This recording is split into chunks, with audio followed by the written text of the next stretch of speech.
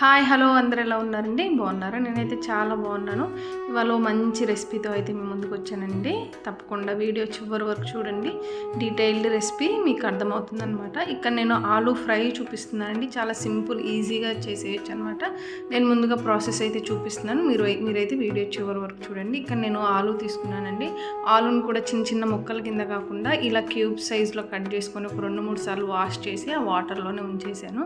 అలానే ఒక కడాయి పెట్టుకొని అందులో సరిపడా ఆయిల్ అండి. మనం ఇది డీప్ ఫ్రై చేయట్లేదు, కొంచెం ఆయిల్తోనే సరిపోతుందన్నమాట.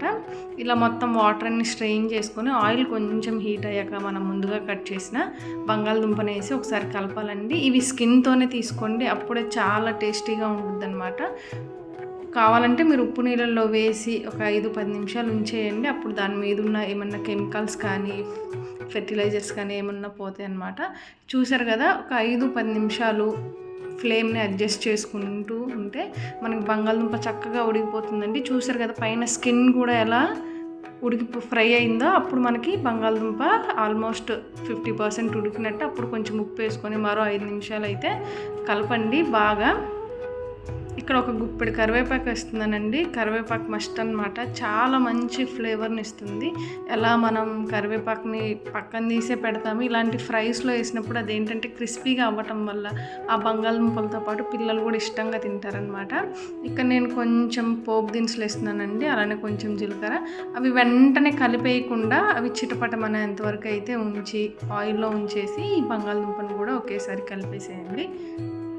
ఇక్కడ నేను కారం అయితే వేస్తున్నానండి, సరిపడా కారం. ఇది మసాలా కారం అండి, ఇందులో అన్నీ ఉంటాయన్నమాట. ఇక్కడ బంగాళదుంప బాగా ఫ్రై అయ్యాక గ్యాస్ కట్టేసుకొని ఆ వేడి మీదనే ఈ కారం వేయండి.